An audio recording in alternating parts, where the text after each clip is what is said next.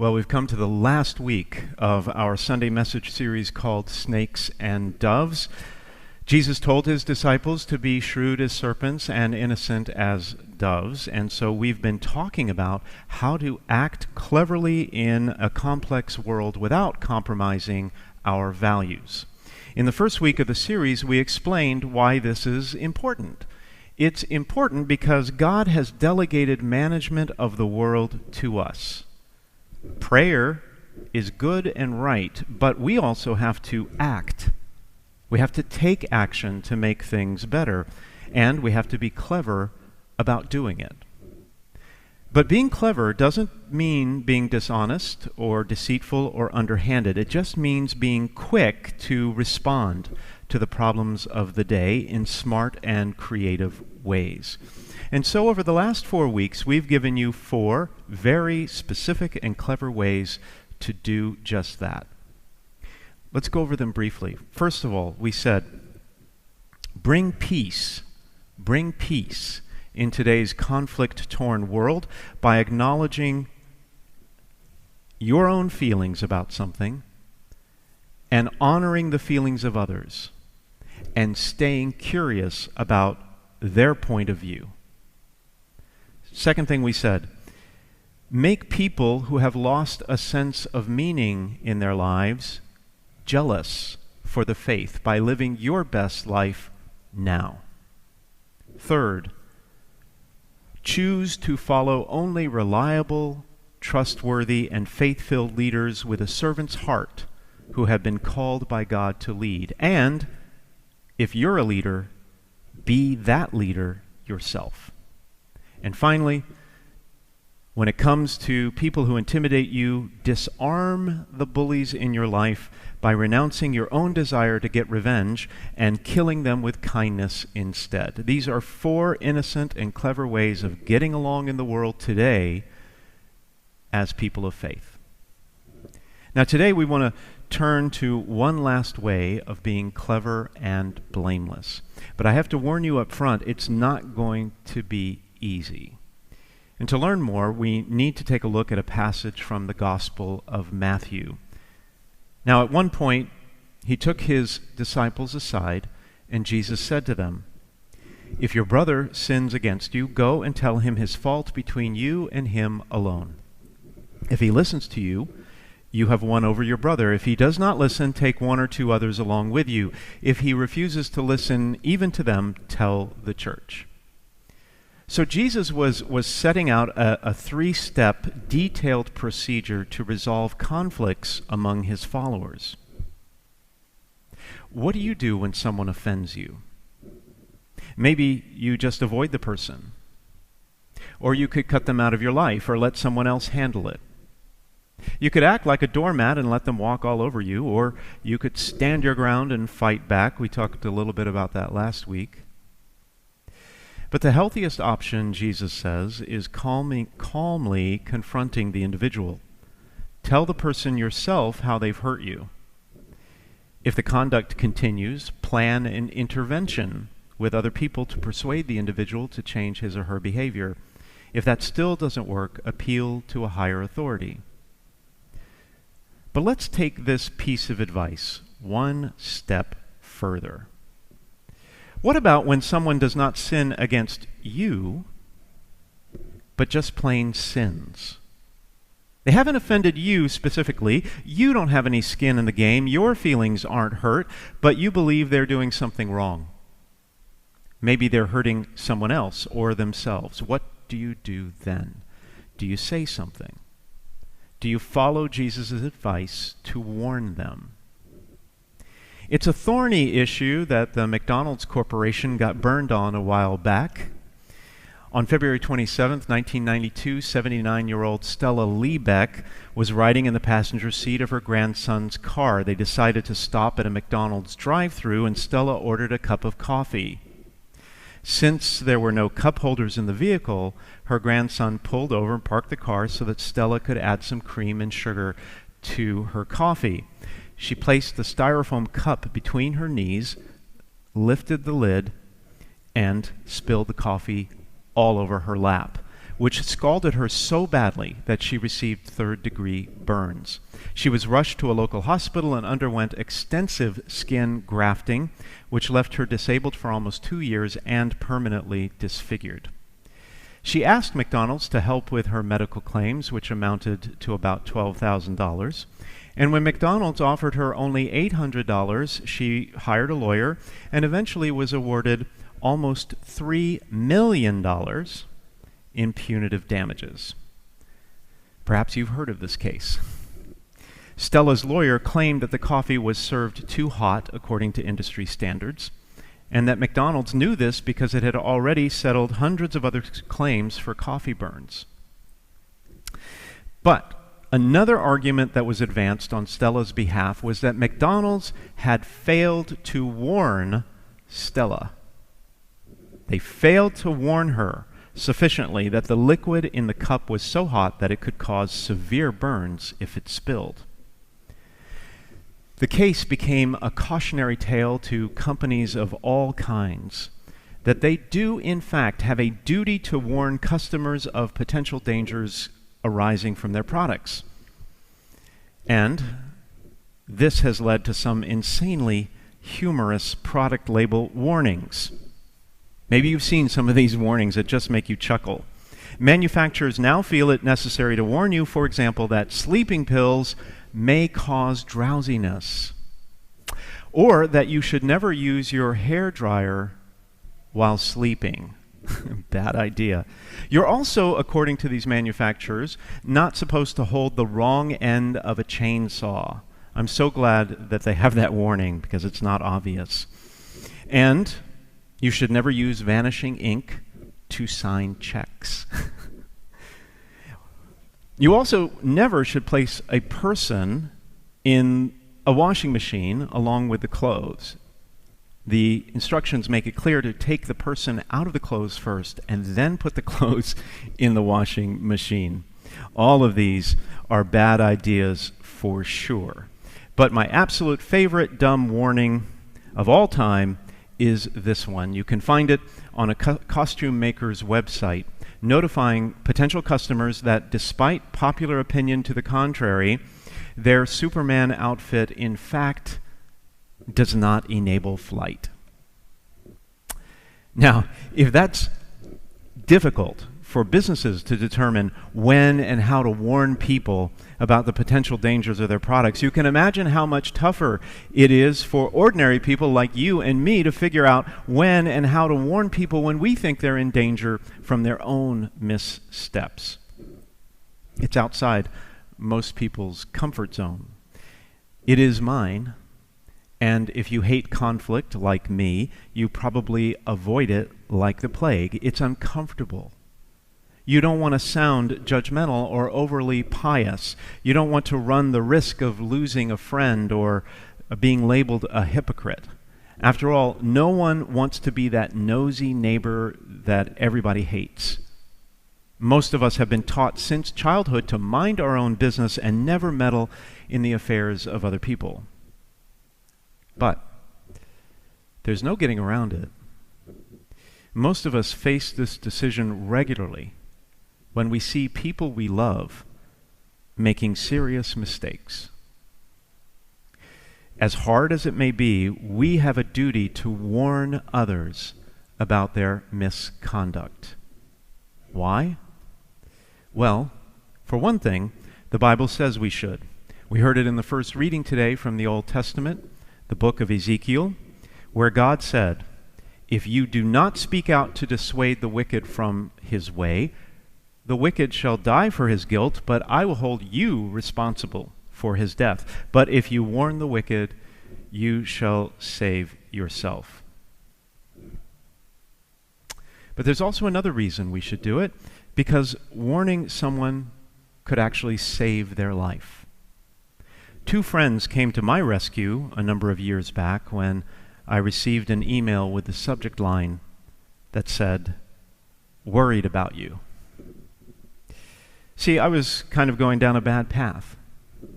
I was overeating, eating a lot of junk food, having a few too many drinks each night, and steadily gaining weight as a result. year after year of that same behavior could have resulted in disaster. But the warning I received woke me up. I started exercising regularly and eating healthy, and my life has changed so much for the better.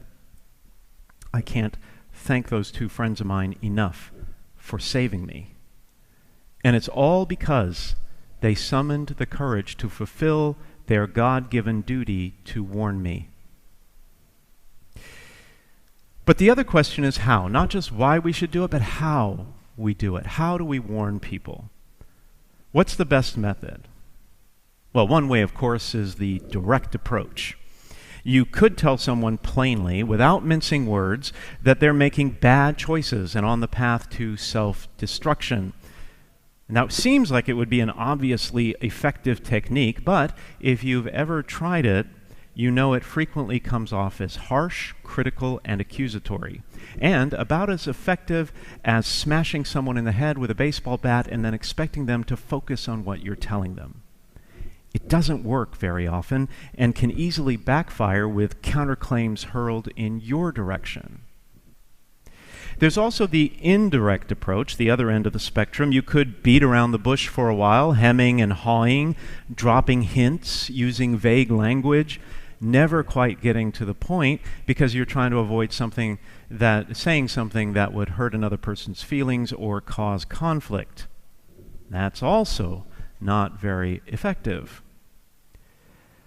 The better approach, I think, is the result of a deeply spiritual and personal process that I would like us all to learn more about, called accompaniment.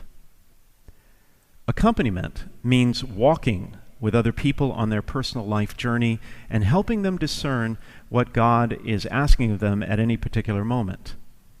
It's a process that Pope Francis says teaches us to, quote, remove our sandals before the sacred ground of the other. Accompaniment means being radically available for others when they need you. It means holding back judgment when necessary and becoming more of a vehicle of God's mercy. It means putting people first and considering their unique situations and experiences and doubts and questions before trying to apply church laws and rules in a heavy-handed way. Accompaniment means listening more than speaking, and listening with what Pope Francis calls an openness of heart and a kind of closeness that makes a genuine spiritual encounter possible. Life is messy sometimes, and people just need someone to listen to their questions and concerns. And if you do that, then maybe somewhere along the line, when the time is right, you could make some small inquiries. Those questions, if you ask them in the right way and at the right time, can save someone's life. Because they can help that person hear God's voice in those messy situations, figure out where they are going off track and what they should do about it. The whole point of being a spiritual friend is to help someone else contemplate their own situation in the light of their relationship with God, the whole Christian tradition, and what's happening in the world today, so that they can make a decision for themselves according to the integrity of their own conscience and find a way forward. It is the best and a most effective way of gently pointing out the error of their ways. Accompaniment places the duty to warn in the appropriate context of coaching and loving the other person into their best selves, gaining their trust first so that they will be ready to hear what God is saying to them. A friend of mine recently told me a touching story of the years that he accompanied a young man on the troubling journey to his own death. Joseph was 34 years old when he was first diagnosed with HIV in the early 90s. Today, the disease is manageable with medication, but at that time it was a clear death sentence. brutally stripping away everything a person had, his health, career, friends, finances, home, and finally even life itself. And Joseph's parents blamed him for contracting the virus. My friend took the time to intervene, and he offered to serve as a confidant and a sounding board for both Joseph and his parents, eventually negotiating a reconciliation between the three of them near the end of his life.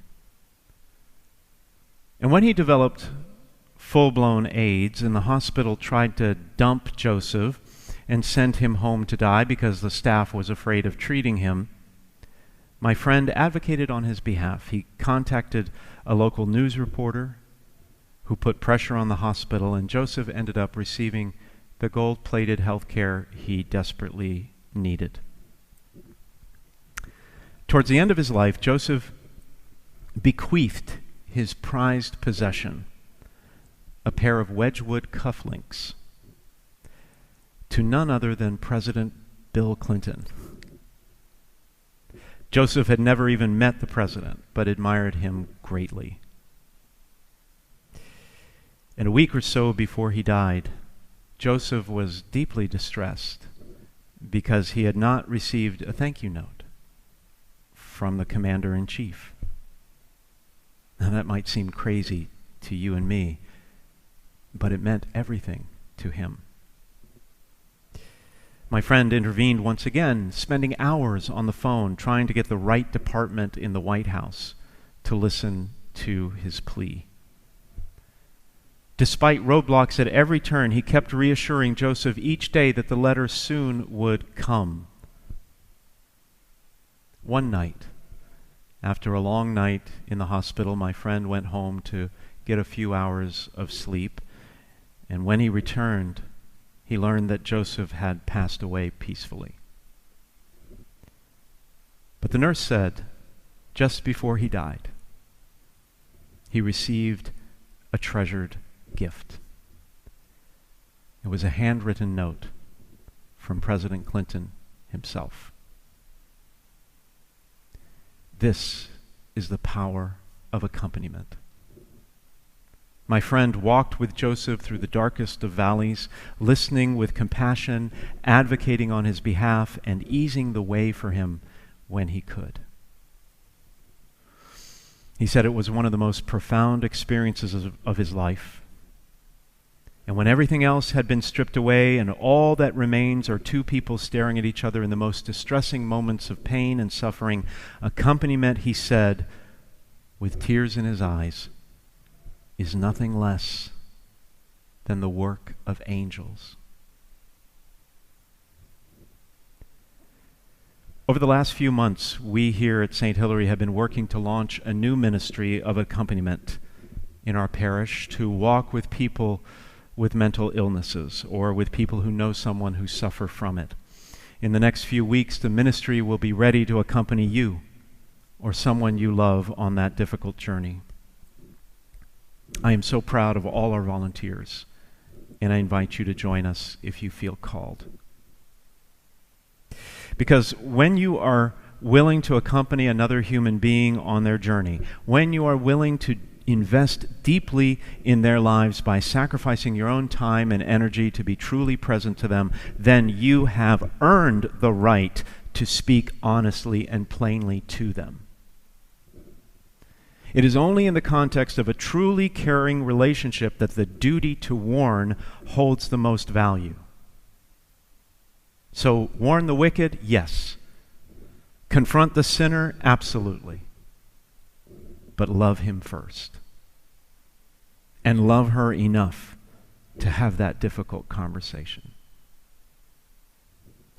Because as St. Paul says in the second reading, all those rules we're supposed to follow actually are summed up in one simple saying. Namely, you shall love your neighbor as yourself. Indeed, you truly owe nothing to anyone except to love one another. And when love demands a clear warning, well, that act of love becomes the most difficult debt to pay, and most certainly the greatest obligation of all, but also could save a life.